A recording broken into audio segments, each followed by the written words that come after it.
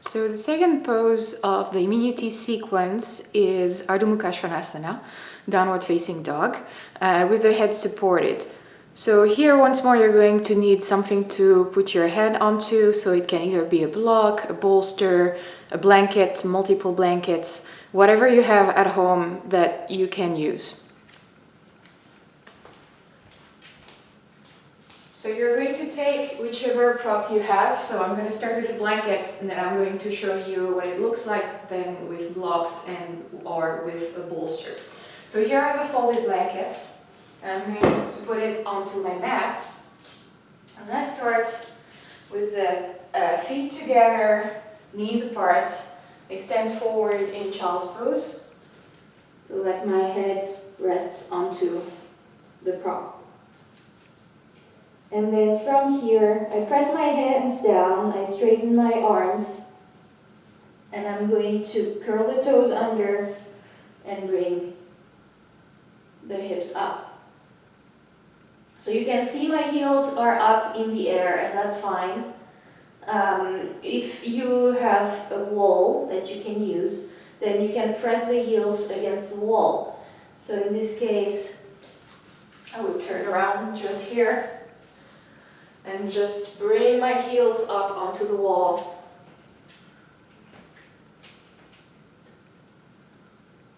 Like that.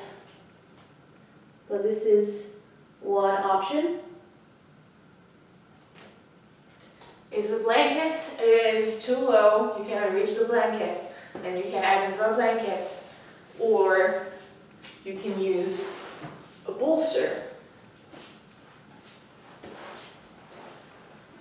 In the same way, I'm going to bring the head down, bring the hips up, and there we are. I'm straightening my legs, bringing the thighs back, straightening the arms. Now you're supposed to stay here for 5 minutes, which can feel like a really long time. Hopefully the head support helps with that, and also if you have the heels against the wall, that will help you to stay longer. However, once more, if you have really short hamstrings, this can be challenging. In that case, I would bend the knees and just work on getting the hips up and back. So let's say I have very short hamstrings.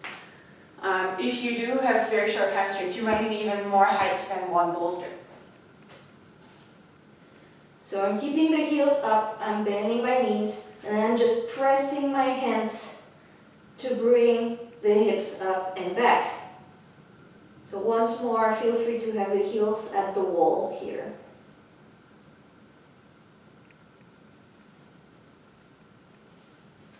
And just to show you another alternative with the blocks,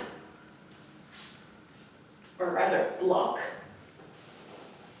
So you can have the block in the lower height, mid height, or high height.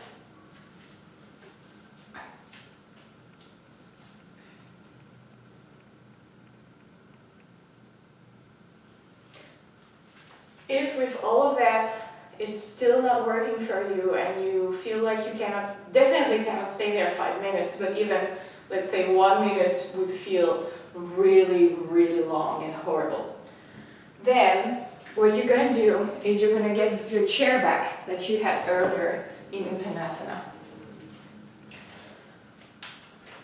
So you have your chair, and this time you're going to place your hands onto the seat of the chair.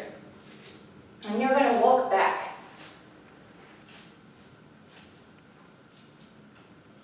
Until your feet are under your hips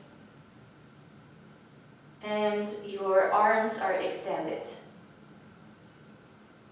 So in this case, since you have the feet on the floor, it should feel more doable to stay in this pose for a little bit longer.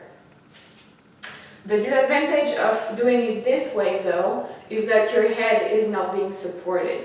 So since here in the immunity sequence we want to have the head supported, this is not the best option. But if you feel like you cannot do downward dog for that long, or it's really painful, it's really difficult.